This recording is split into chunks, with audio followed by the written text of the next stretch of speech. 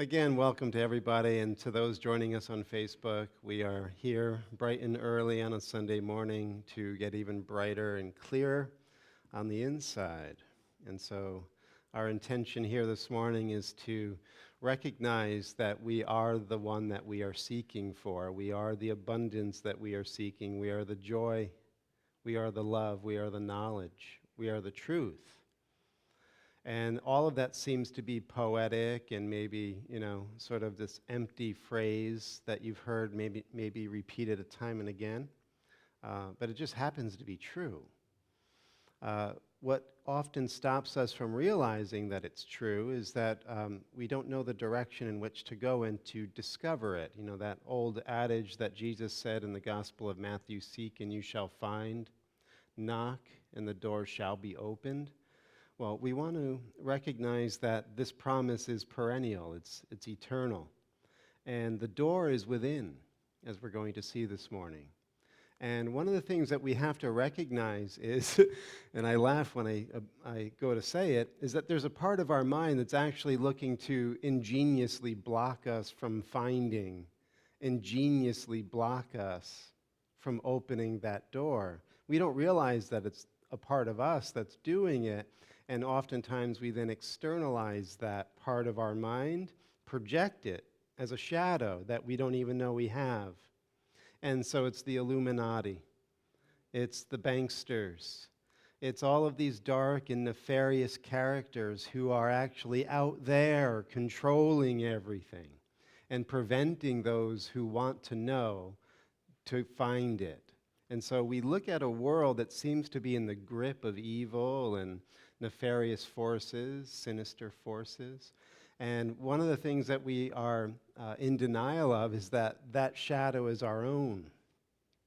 So one of the prerequisites in this journey to discover, to unlock that secret door, is to realize that no one is holding you back except yourself. And it's your own willingness that will have you find what you're seeking. It's your own willingness that will have you not find what you think you need. So having said that, it puts you completely at the level of cause. You are causing this moment. You know, the Sufis have that saying that you are a child of the moment, and you're actually deciding what this moment is to be for you. And then that moment that you've chosen will then, you will submit to it. You will be subjugated by the moment as you've elected it to be. It's very subtle, but it's nevertheless true. So what do you want this morning? What are you looking to see, experience, etc.? And so this idea of externalizing the shadow is to be seen and then seen through and no longer given any power, because it has none, once your willingness recognizes that you're doing it to yourself and you don't want to keep doing that. The other part of this puzzle is we tend to externalize the sacred. We tend to externalize what is holy, what is powerfully beautiful and true and exalted. And so Freud actually saw this. He calls it the defense of externalization. And this defense of externalization means that it's out there at a sacred site or in a sacred book or in a sacred guru that's separate from me and that will then give it to me because I don't have it. It's another trick of mind.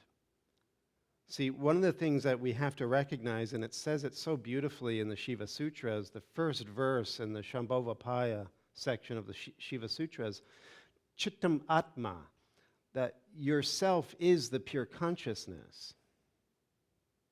You are the one you're seeking for. You are the holy. You are the true. You are the good. You are the beautiful.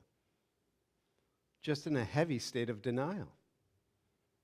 And so as you begin to want to lift this denial off of your mind, you'll begin to realize that nothing is external to you. You're actually only seeing and experiencing the contents of your own consciousness. And when you begin to recognize that it's your will to wake up, it's your will to be free, it's your will to be happy. Nothing in heaven and earth can hold that back. Not the Illuminati, not the banksters, not the religions, nothing. So we're here to claim our freedom. We're here to go on an internal pilgrimage this morning to discover the sacred sites within, that you are the holy ground. So take off your sandals and get ready. Okay.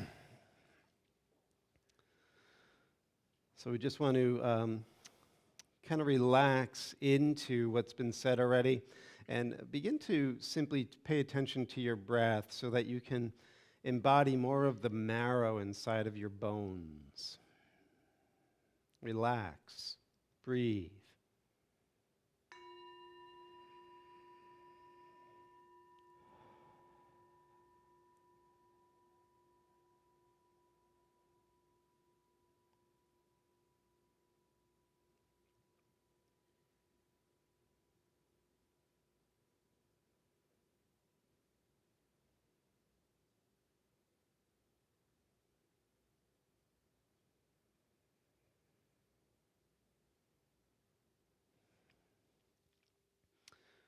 So we just alluded to that scene within the early chapters of Exodus in the Hebrew Bible where Moses finds the burning bush and he hears the voice speaking from the burning bush, telling Moses to take the sandals off of his feet and approach. And the divine name is given in that scene where Moses says, "Who should I say sent me when I go to the children of Israel and give them this message of freedom?" And the Hebrew that came back to Moses, we're told, is Eya Asher Eya. I am that I am. And within the Judaic tradition, and specifically within the Kabbalistic or esoteric Judaic tradition, this is the highest name on the tree of life, the Etz Chaim. It comes out of the infinite as the first revealed divine name, Eya Asher Eya. And what that implies is there is only one I am in all of creation. In fact, when that name goes through its transitional phases, dropping into more condensed, dualistic expressions within the tree of life, when it lands within the heart center of that cosmic tree of Tifereth, it is given the divine name Yod-He-Vav-He, Yahweh. Right? This is the name that we have bastardized into the German and then the English as Jehovah. But that four-letter name, or tetragrammaton, is also giving us something insightful. It is the verb haya, the verb to be. And in the form that it exists in, Yod-He-Vav-He, it means the one who is, the one who was, and the one who shall be. The only I am, the only being, the only one.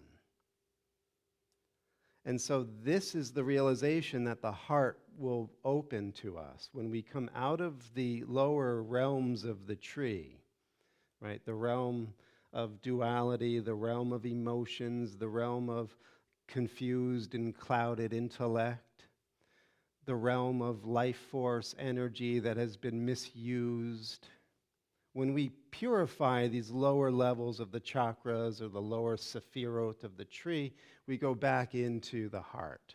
And the heart is the realization that there's only one being in many disguises. So we're here to find that this morning. First for yourself, as you understand yourself, seek and you shall find, knock and the door shall be opened. And when that door opens, it opens upon a vision that you've never realized about yourself. You are the universal I am.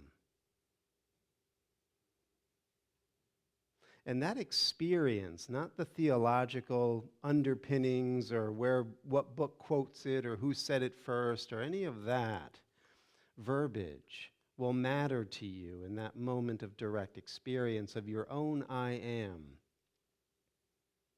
It's been said that when you discover this I am, you realize that it is the I am of God. That when you discover yourself, you discover your Lord, as Muhammad had said. So this hidden I am is what you're seeking for. It is your true being. That's why beware of the false I am, the counterfeiting spirit, as the Gnostics called it, that's trying to keep you within the realm of the shadowlands, the realm of false opinion and skewed knowledge and dualistic us versus them paradigms, all by your election, mind you. But beware of those impulses as you go on this pilgrimage this morning, because you cannot take that mind into the heart. You must leave that perspective in the shadows where it belongs. And then when you go into the light of your own I am, you will realize that not only are you the universal being, but so is everyone, every living entity. A beautiful section within the Quran says that everything is perishing except the face of Allah. And when a Sufi realizes this I am, he realizes, as it's said in Sufism, only God can say I.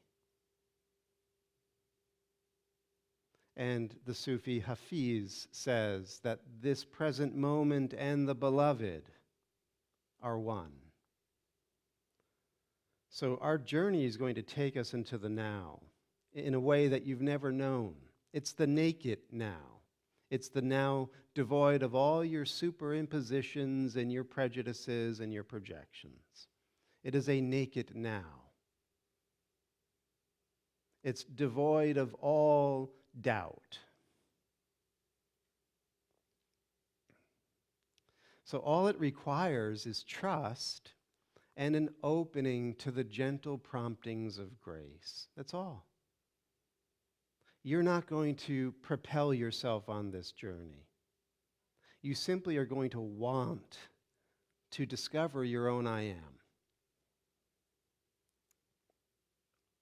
So this is the place where we choose. Are we in or are we out?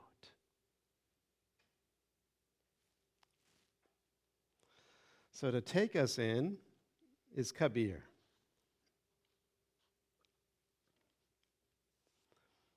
And he says here, if you long to see the beloved within,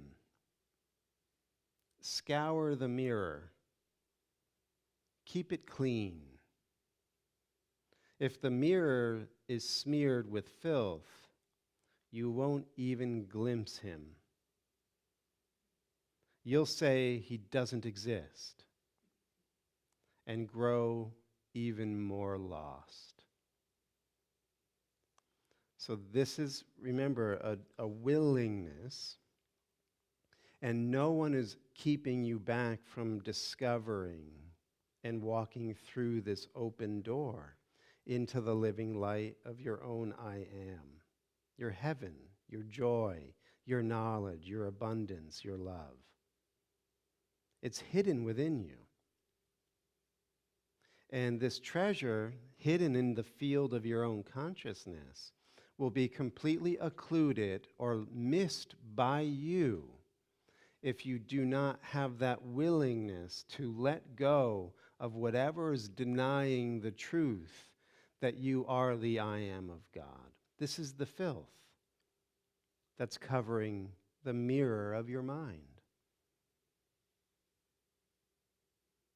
That's why he'll say in A Course in Miracles, miracles are everyone's birthright, but purification is necessary first.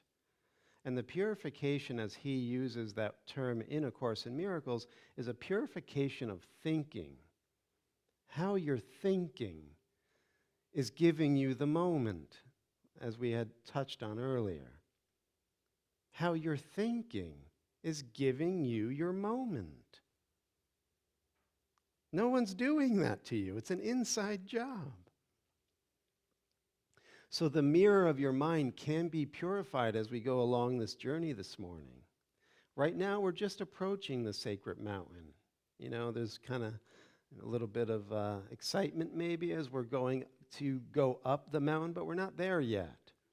And as it says in the book of Exodus, when the Lord was to come down on that day and alight on the sacred mountain, He warned Moses 3 days before, make sure everyone purifies themselves and do not allow the animals to go near the mountain because that will cause them to be harmed. And what's being symbolically mentioned there are these impure, bestial parts of the self that will not go up the mountain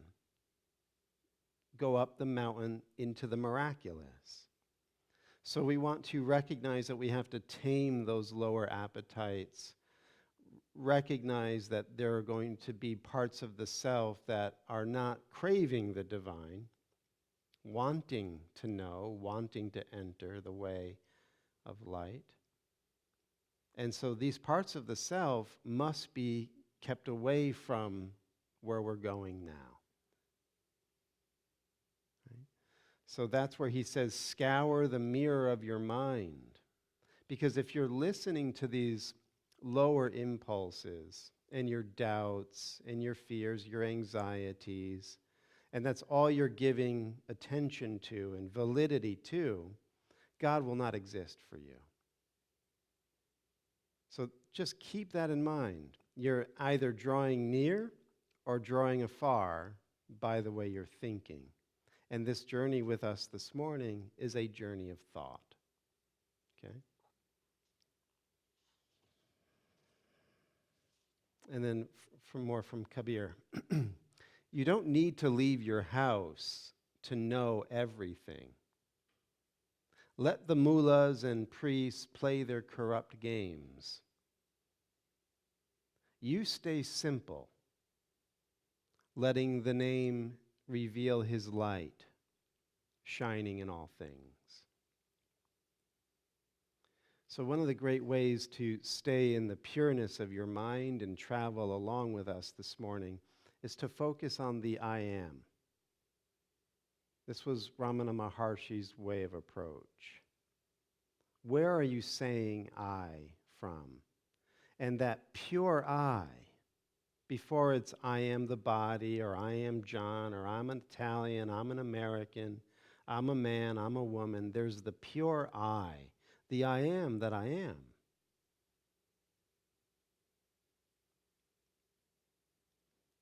So if you can recognize right now, maybe you're spinning in the conceptual mind, drop for a moment into that place within the heart where you're feeling and saying, I am.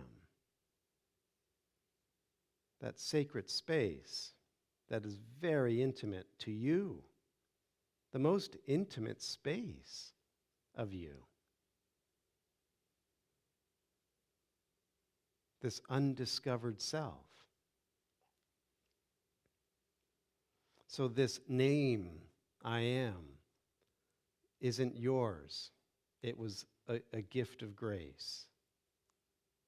So when you recognize that your I am is the light of grace, this becomes more of a profound meditation.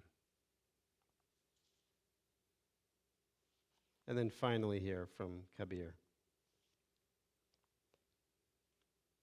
So many weird religions, so hard to describe them.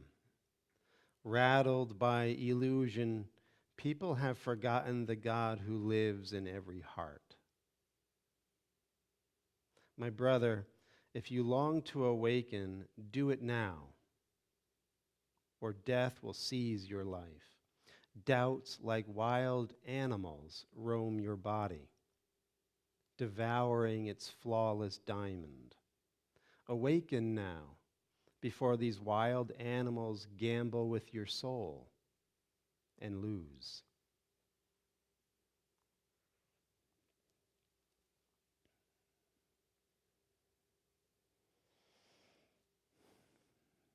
So just take this moment to pause, become quiet, reacquainted with the flow of your breath, and see what the next moment will be for you. What do you wish to birth as the next moment that you're living into?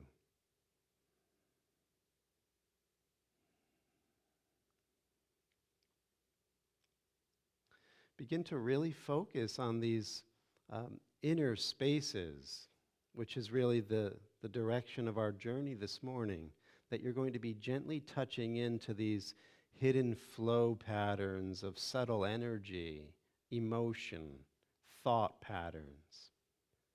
So just become more acquainted, light up for yourself, become more aware of this hidden country, which is directly and immediately here for you.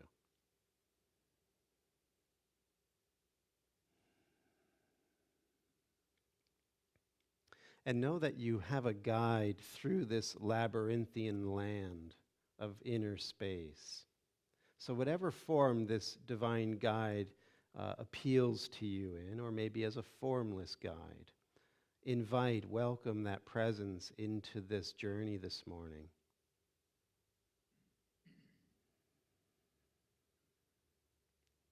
Surprise yourself as you pull back the veil that you were hiding behind, and let this guide take you into the light.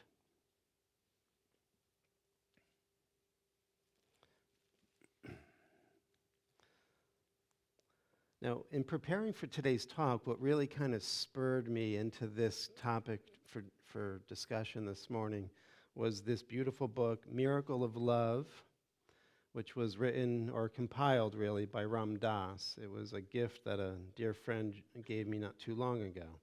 And it's stories about Neem Karoli Baba, if you're familiar with Neem Karoli Baba. He was an enigmatic guru from India, really popular amongst the Western hippies and seekers in the 60s and 70s. And it was at that time that Ram Dass left Harvard, having gone through these psychedelic experiments with Timothy Leary, and had his doors of perception cleansed, and was now on the path of the infinite. And when he went to India, he was still, in his words, more or less, a snobbish, repressed Westerner who was lost in his own intellectualizing. And so when he came upon the ashram of Neem Karoli Baba in Kanchi, he was having to deal with himself. And that became the breakthrough that he then started to seek and find who he really was. And this little excerpt from this book is, in my opinion, such a great illustration of how the mind has to reacclimate to recognizing and discovering the sacred ground and the power of God within. So he tells this story about being in the ashram on a cold November, and he was there in front of the guru, and what was going on is the guru was wrapped up to his neck in his famous plaid blanket, and there was a man from the North Country massaging his feet. And Ram Dass is looking at this scene, and he's seeing the man in utter bliss as he's massaging the feet of the guru, something that we in the West maybe are not accustomed to thinking about or recognizing as beneficial.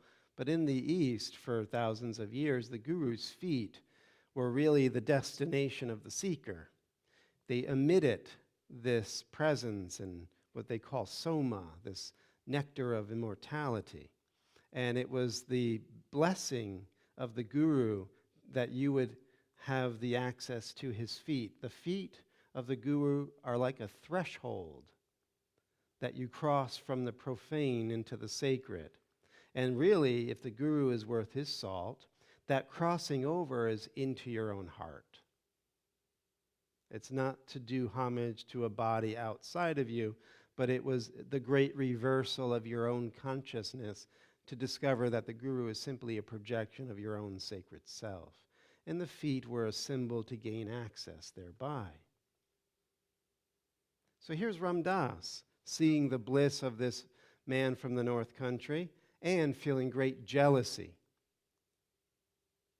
And he says, as I reflected on this strange turn of events, Maharaji talked now to one and now to another of the 20 or so people gathered in the small room at the back of the temple compound. He spoke in Hindi, which I did not understand, but he seemed to be asking one a question, scolding another, joking with a third, and giving instructions to a fourth.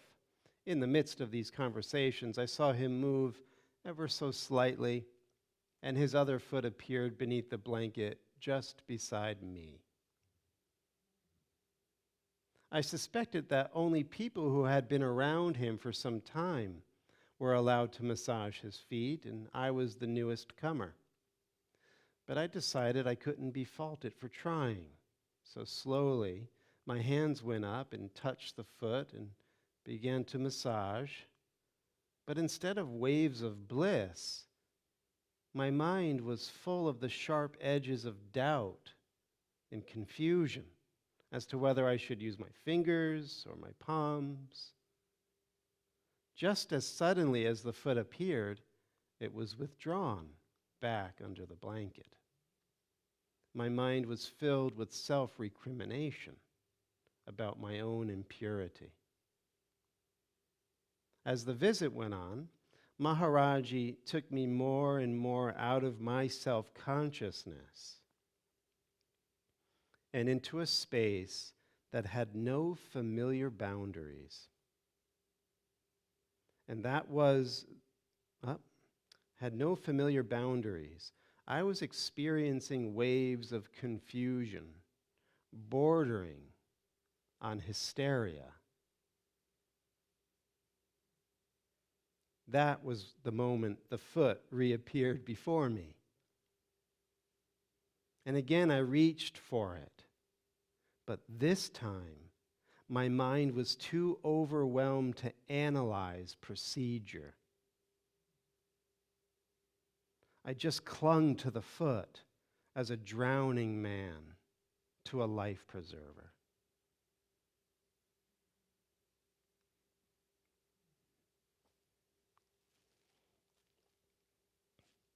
That is the price to entry.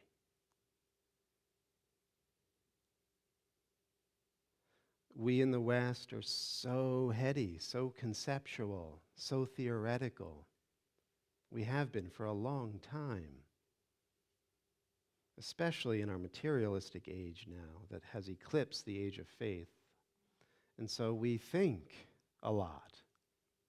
But when you're faced with the existential presence of an enlightened being, you actually get to see your neuroses,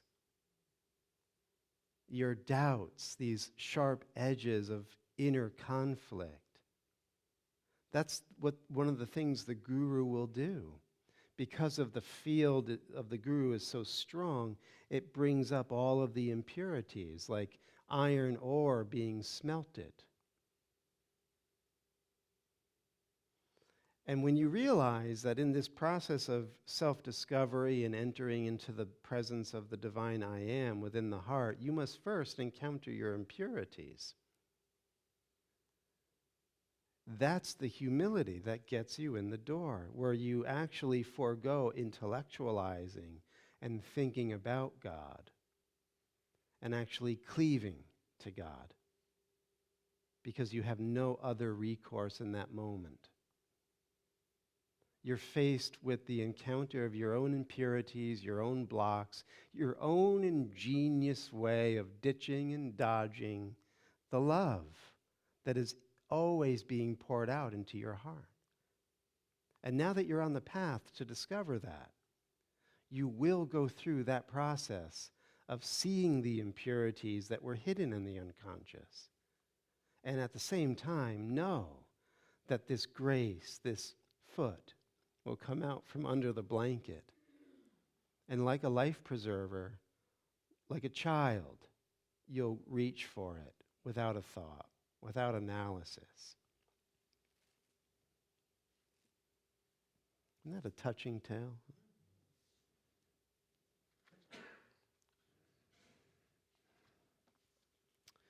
Now we're stopping along the way with Rumi. This is taken from the Big Red Book.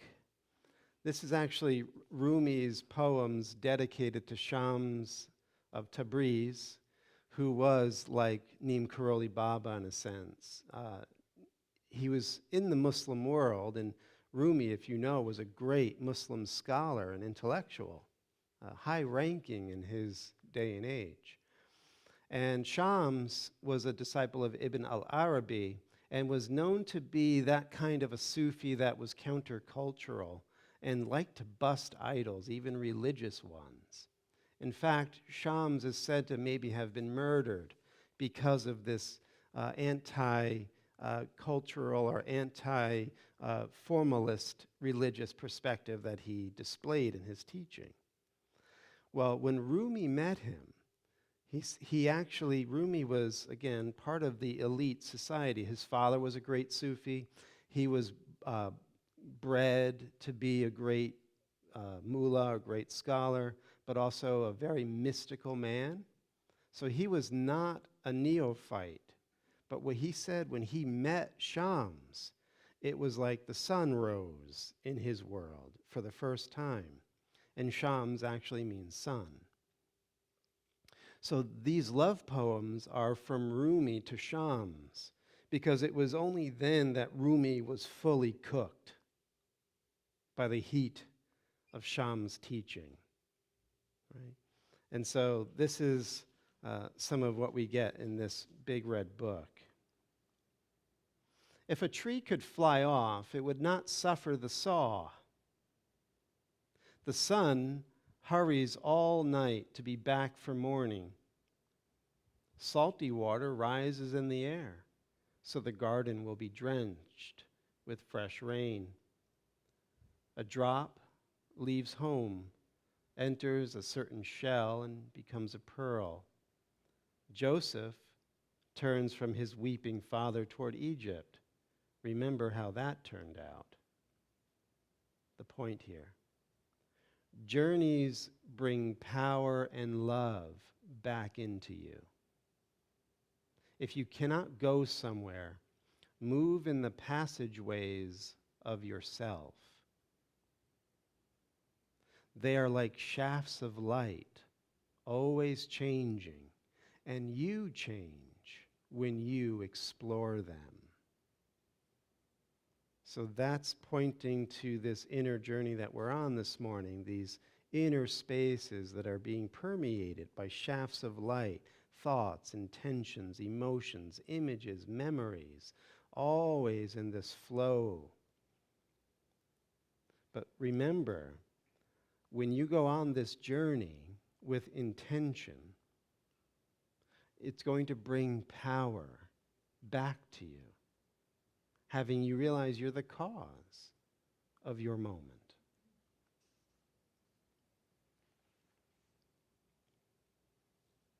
And then two more here from Rumi. A northern wind. Every second the question comes, how long will you stay dregs? Rise. Do not keep stirring the heavy sediment. Let murkiness settle. Some torches, even when they burn with spirit, give off more smoke than light. No matter how hard you stare into muddy water, you will not see the moon or the sun. A northern wind arrives that burnishes grief, polishes grief, and opens the sky. The soul wants to walk out in that cleansing air and not come back. The soul is a stranger trying to find a home somewhere that is not aware. Why keep grazing on why?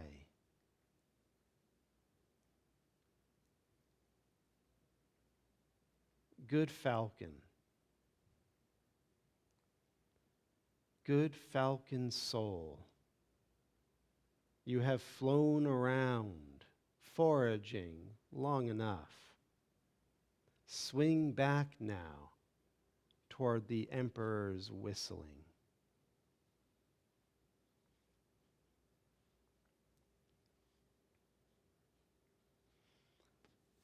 So much beauty in this.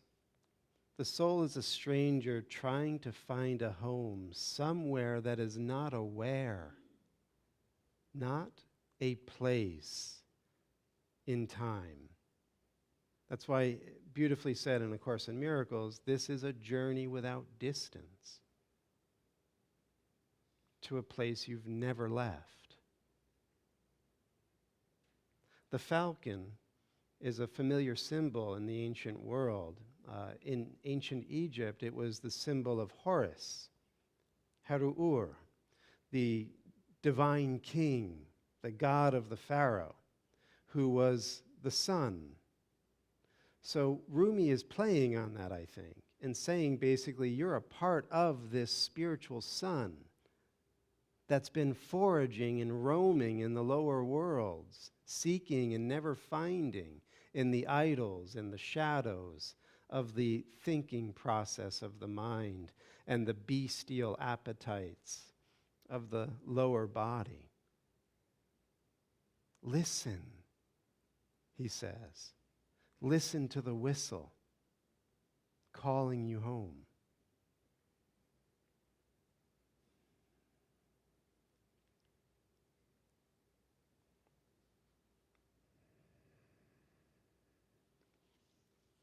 And finally, on that note, how lover and beloved touch is familiar and courteous.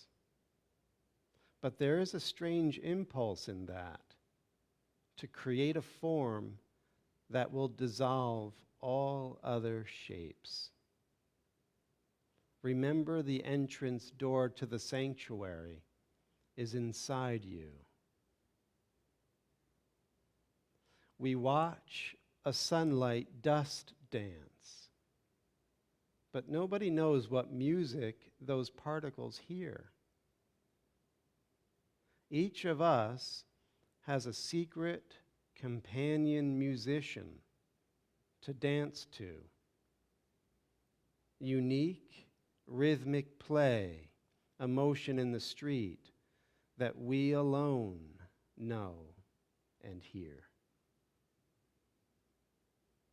So it's this home frequency of the soul. That's why we want to get quiet, scour or dust off the mirror of the mind, and listen to the I Am, the divine name that is calling us home in this moment, which is a home that has no where and no why attached to it.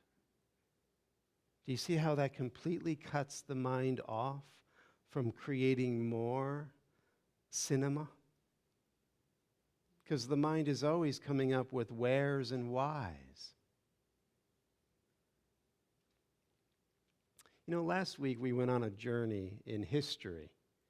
We looked into the different civilizations that seem to have been on this planet from before recorded history and onto the present era, and seeing how the matriarchy was shifted, dominated, destroyed even by the patriarchy. And for many of us, a lot of our strange religions, as Kabir had said, originate from within these ancient cultures. And what we get to on a Sunday morning is the pith and essence or secret doctrine or the inner tradition that all of these religions have within them, guarding them like a precious pearl. So within these religions, we have this hidden door to access. And it's very important that you recognize that you can stay at the base of the mountain your whole life and go to church and have your name on a pew, or learn the Bible by heart, or know exactly who wrote what and when in your tradition. But if you haven't looked inward, you're still blind and deaf and roaming about in darkness.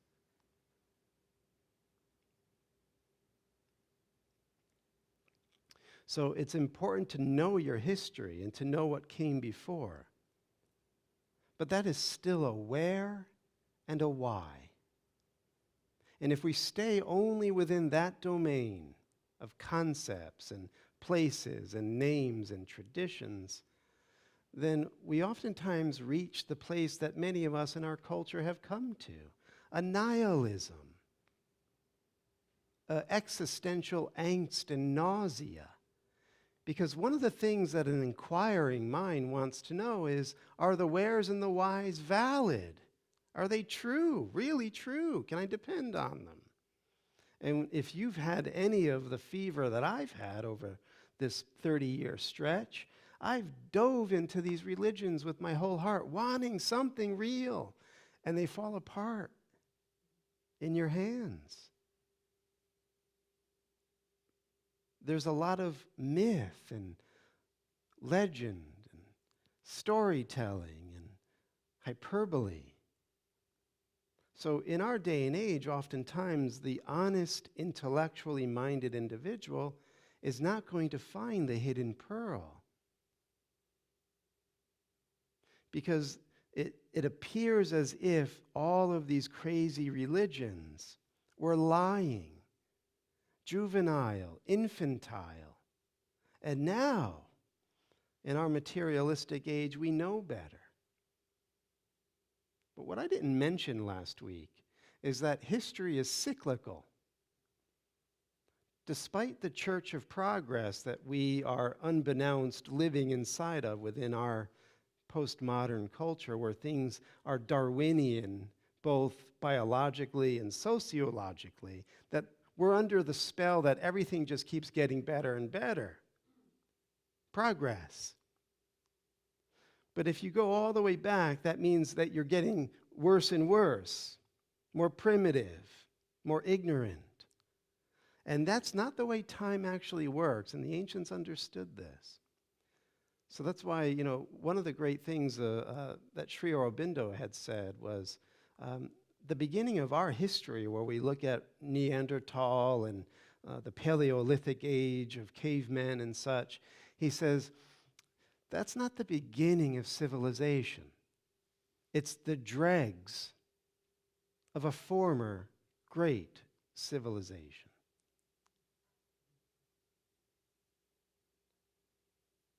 So if you ever looked into the hidden history of mankind or the hidden history of the planet, you'll see that, Plato talked about Atlantis, and that was given to him through an Egyptian priest, the Vedic tradition, in the Mahabharata and the Puranas of the ancient Indian culture. Flying machines were just the norm. Very advanced technological civilizations, interplanetary and interstellar travel, all recorded within these ancient texts that we just couldn't recognize the validity of them until now. They speak of quantum effects in creation. That's why, you have people like Gary Zukav writing the book, The Dancing Wooly Masters, and the Tao of Physics. Because when the consciousness begins to really flower and expand, what we considered to be materialistic culture becomes much more of a giant thought than a giant machine, and we begin to see that miracles are actually your birthright. And when your mind is pure, everything becomes malleable, changeable, magical, enchanted. And we knew that way back when. And so we're going through another cycle, repeating this historical process. So all of these texts are coming back. I was just talking to a friend of mine yesterday. People would have to travel across the world and risk life and limb 150 years ago to find these texts, to hear this information. Now you click on it, you get it sent to your doorstep. We're being prepared, I would say. And if you didn't drink the Kool-Aid, maybe you're not going to be going like this right now. But I really believe we're being prepared to rediscover this divine I am, which will change history. It has to, because you're history, and it will change you. You will no longer be bound by lies, by the belief in scarcity, by the overlords of materialism. None of that. It's all myth. It's all bunk.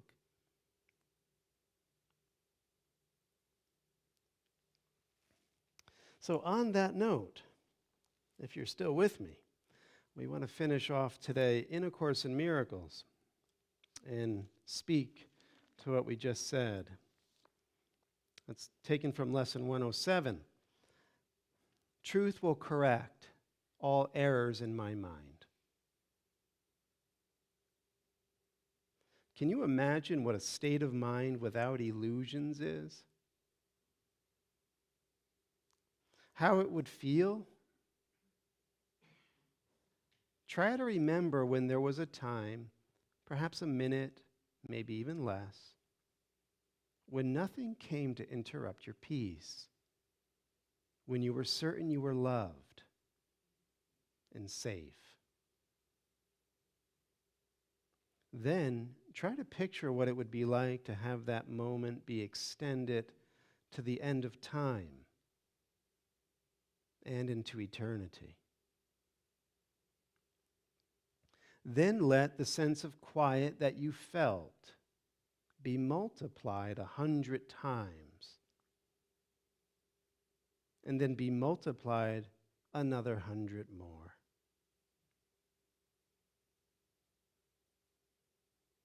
And now you have a hint.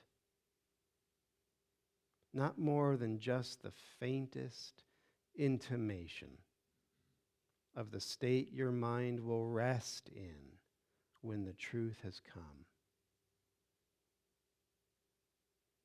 Without illusions, there could be no fear, no doubt, no attack.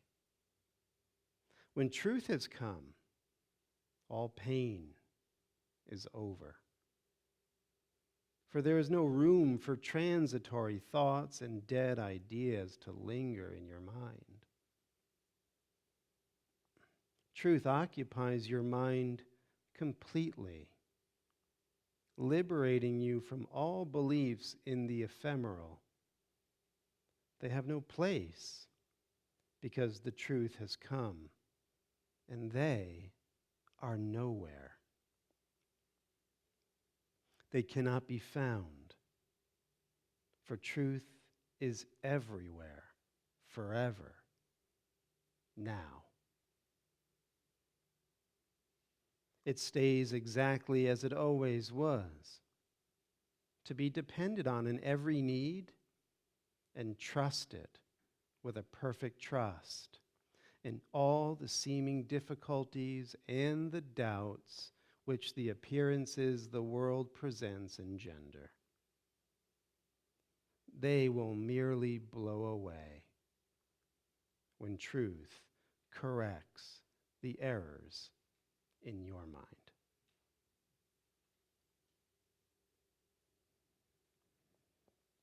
Truth does not come and go, nor shift, nor change in this appearance now and then in that, evading capture and escaping grasp. It does not hide. It stands in open light, in obvious accessibility. Finally here, it is impossible that anyone could seek it truly and would not succeed.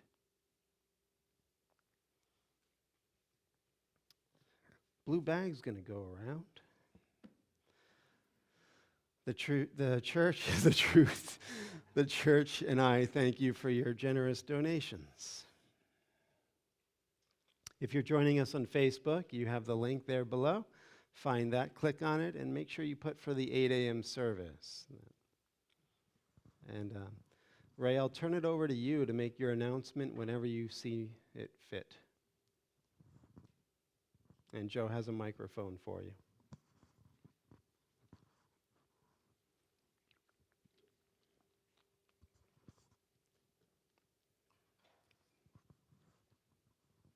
Thank you, John. After the second service today, which is our 10:30 service, We're going to hear from a Ukrainian family who has fled from the Ukraine as their city was about to be invaded. They will share their story and will answer questions. You're invited to come back for that experience. We also invite you to help support the family of women, grandmother, daughter, and 2 nieces who are now staying with a family member in Jupiter. Checks can be made to Unity of Stuart with Ukraine in the subject line, or a separate basket will be available in the back for any other donations. We look forward to seeing you all there and to hear firsthand what's been happening over there. Thank you. Thank you, Ray. 10:30 service, after the 10:30 service? After the 10:30 service, it'll be about 11:30, quarter to 12. I will just bless the offering. Very grateful that the gifts here are going to be used to bring light and truth and happiness to hearts and minds in whatever form is needed. We promise that over this offering, and so it is. Amen. Thank you. We have a few minutes if there's any feedback, questions, rotten tomatoes.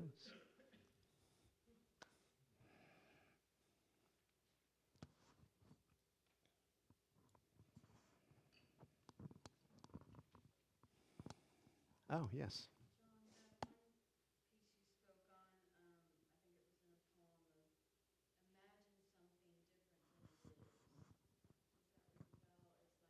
This morning, you're saying?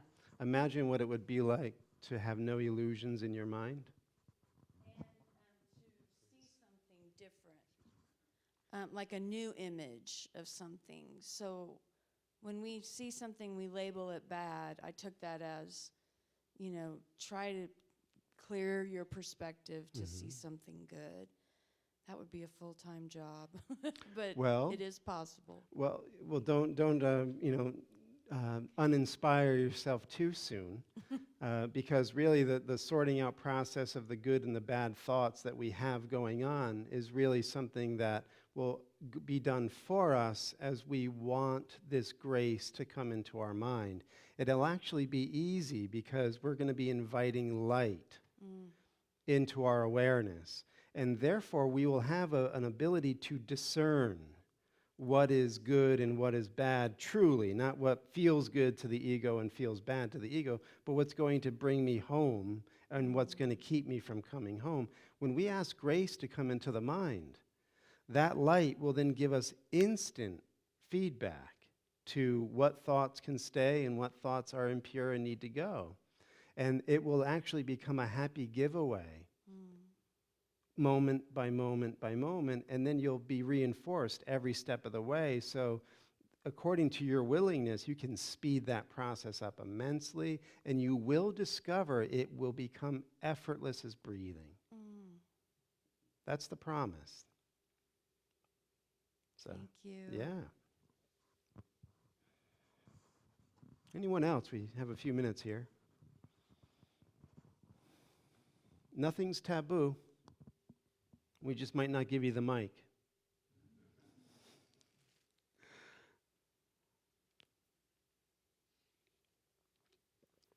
All right, everybody's fully cooked? Tired of hearing me? All right, we're going to close out. So you can stand up.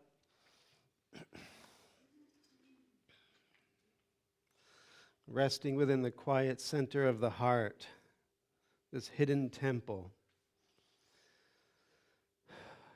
May this just be the beginning of the rediscovery of the sacred within each one of our hearts. May we be inspired, encouraged, and energized along our way today and into the seeming future. Whatever was said that will encourage this awakening, may we remember it, embody it, and never forget it. Whatever was said today that is out of accord with the truth, may it be forgotten and never brought to mind again. And in that way, we will always remember and know that the light of God surrounds us. The love of God enfolds us. The power of God protects us. And the presence of God watches over us. Wherever we are, God is. Amen. And join us tomorrow night, A Course in Miracles, in the classroom, 7:15 p.m. Have a great day, everybody. Thank you.